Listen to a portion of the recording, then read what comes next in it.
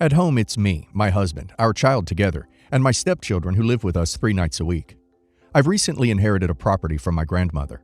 My intention is to sell the property and put the majority of the funds away in my son's savings account for when he is older. I discussed this with my grandmother previously, and she said she was happy with that suggestion, although said it was entirely up to me as it was being left solely to me.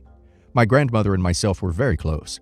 She was like a mom to me, and she adored my son, so I know she'd be very happy to see him able to maybe buy a house someday or something with this money.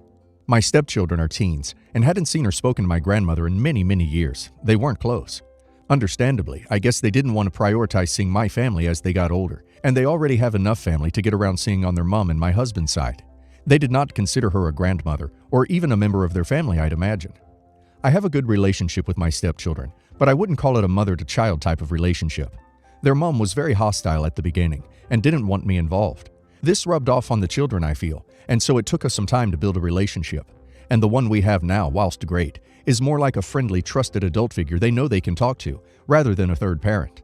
They seem to prefer things this way, so I've never pushed more, and everyone seems happy with the way things are.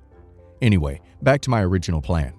As I said, I plan to sell the property and put the majority of the funds into a savings account for our son. I do not intend to split this 3 ways between all of the children, as I feel this is an inheritance from a family member who was close to my son, who didn't really have any relationship with my stepchildren. I want to be able to say one day that this came from Grandma X, and I know she'd have been so happy at that. My husband and I don't need the money, own our home, and there will be inheritance in that which my stepchildren are set to receive, along with whatever their mom, her family, may leave. My husband and stepchildren believe I'm being an a-hole for suggesting the money should go to my son, and thinks if one child is getting some, they should all. But in my opinion, if my stepchildren don't have a relationship with Gran, I don't think they should automatically get an equal share of her money. Edit. Thanks for all the replies. Seems I need to stand my ground on this. I'm in the UK. I believe inheritance can be considered a marital asset if it's been mingled in a joint account. The property is in my sole name currently. We've never lived in it. My intention was to sell and put the funds straight into a separate account in trust for my son. Perhaps I may look at putting the whole property in trust for him instead, if that's a better way. I will definitely look to get legal advice anyway. I know a couple of people have commented about whether this leaves my son much better off than my stepchildren. Honestly, it may, yes, but, and it's a big but, I don't actually know what their mother's family intend to leave them, so it may not either. I just don't know. However, I guess I just don't think that it's necessarily a reason to prevent my son from receiving what he's entitled to. Personally, I think it would be really crappy of my stepchildren to blame my son for receiving inheritance from someone they barely knew, just as I would think it crappy of my son to be the same if my stepchildren receive something from their grandparents on their mom's side. Currently, our own situation is that our house is held as tenants, in common with my half going to my son, and my husband's half being split 3 ways. Our savings and other assets are then split evenly 3 ways. Not the a-hole. It's inheritance from his mother's side of the family. Will the other children be splitting their mother's and her family's inheritance with your son? No. Not the a-hole. This is an inheritance from your grandmother, his great-grandmother. She didn't have any relationship with your stepchildren and would have wanted to have her money enable her grandchild to have a good start in life. She seems to have been a lovely woman, as she left it to you with no strings attached. But I am pretty certain that she would not actually want 2/3 of her money given to people she has no relationship with. Not the a-hole. The stepchildren have their own grandparents to inherit from. Splitting your son's inheritance with them basically gives them another bonus inheritance line that your son is not going to have, unless their grandparents are also going to cut your son into their wills. My wife led a privileged life. She's not shallow by any means, but volunteers at homeless shelter, does charity work, and does a lot to help whatever cause she believes in at the time. She also does those charity runs or whatever. She's just a little naive. Her parents funded her entire life, even when she moved out. An example could be that she would only drink Voss water rather than tap, or would spend £500 on an outfit she wore once, then donated to charity. They paid for holidays, etc. My wife says she resents this looking back on it, because it left her totally unprepared for life. I will admit she did try a few times to be independent, but it never worked as her parents guilted her into accepting their help. It wasn't without cost. She was expected to get 100% on exams, to take languages and sports. When I met my wife, she fully believes second place is still a loser, and she will only accept first. She's sort of grown up since. My point, even before being cut off, their relationship was transactional and distant. My wife found out she was infertile, and it hit her hard. But we settled on adopting, but her mother is anti-adoption. Long story, won't get into it. Trauma relating to adoption. So when we adopted our daughter, 3, my wife's parents cut her off. It's our daughter's first birthday with us. My wife was going on about how sad she is her parents won't be here, and I said, I have a hard time sympathizing or relating. I didn't receive the same childhood as you, nor did I know my parents. I just meant I can't understand, and I can't be there for her to support her in that. She said, what? So I can't be upset because you had it worse? Then stormed off. She since changed the topic, but still insists I'm fully in the wrong. It was like when I complained to her about my pet dying, and she said, I've never had a pet, but it must be hard. I didn't criticize her for that. Am I the a-hole? You're the a-hole. This isn't the Trauma Olympics. She has a right to express sadness, no matter what they did, and you, as her spouse, shouldn't be invalidating that because you may have had it worse. What she said about your pet was trying to empathize, completely different than, I have a hard time sympathizing and can't be there for you. You're the a-hole. No matter her parents' view on adoption and cutting off their daughter, your wife still has every right to grieve the loss of that relationship and wish things were different on days that are typically family events. You're the a-hole. You don't have to have experienced something yourself in order to have sympathy for someone else. Your wife is sad that her parents cut her off. You told her, in effect, no sympathy for me, I had it worse. In your pet example, your wife essentially said that while she can't understand exactly how you feel, since she has never had a pet, but she acknowledged that it must be hard. That's the opposite of your response to her sadness, when you didn't even acknowledge that it must be hard when your parents cut you off. A little backstory. I absolutely love my in-laws. They have always been so kind to me. I built a special bond with his sister. Her baby boy at the time started calling me Mama, as I was babysitting him most of the time, and she didn't mind. She even called her second daughter after me. Back in my country, I worked a very high-paying job. We both sacrificed everything to save up money for him to get the medical license to work in the UK. He is a doctor, where we finally moved a couple of years ago. When we came to the UK, we were practically penniless. I'm not working at the moment because we have a toddler, and a similar job here would require further education. Instead, I am now doing my MSc in computer science, important for later. Ever since we came to the UK, he has been helping his family and sister, £8,500 in total in less than 3 years, which I was fine with. I don't really understand their reasoning for needing the money, but whatever. A few days ago, his sister called and started with her speech that she really needs to purchase a piece of land. He would be really helping his struggling sister to get her own place, which is BS, as she is living in her own apartment in her in-laws' house, but also, her parents live very near, and they promised her 2 apartments in their house. She doesn't have any money to pay for the land. They barely get by with the inflation. She wants my husband and her parents to buy the land for her, and she would pay them later. I highly doubt it, since she already borrowed thousands of pounds from her parents and my husband, and never returned them. Instead, she renovated her apartment and got new furniture, something I myself can't do. We have been living a below-average life to save for a down payment for a house and a car, and we finally can put in 15%. A huge amount, but we can't get a better offer since we are internationals.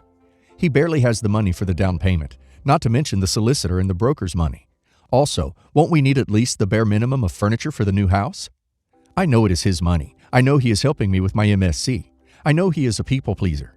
But I also know he doesn't have decent shoes or clothes because he is saving every penny for the purchase. Don't get me wrong, he is giving me and our baby everything we need. It breaks my heart that he has to work nearly every day to save money, and I'm very worried about our future. What if he can't save all that money in 2 months' time? When his sister asked for the money, I was shocked by him nearly begging her to get the land and promising her £2,000. Years of resentment just blow, and I started screaming. Didn't insult him or his family, just stated the obvious in a very unpleasant tone.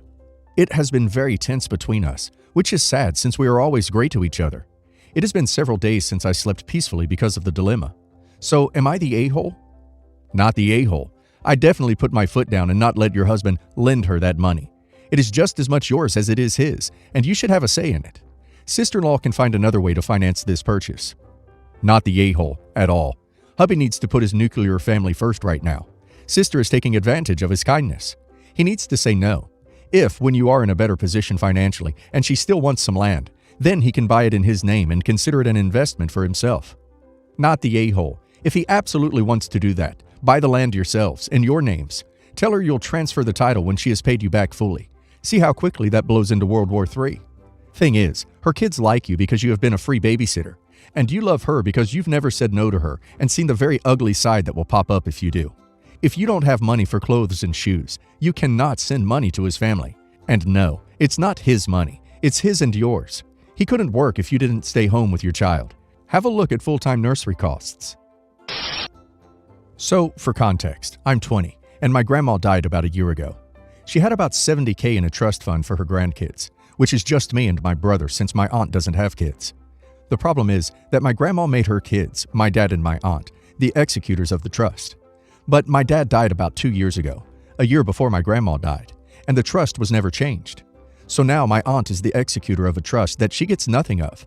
She, not so, subtly asked us to give her half the money in the trust, after saying that she couldn't withdraw any of it herself because the money is only allowed to go to me and my brother.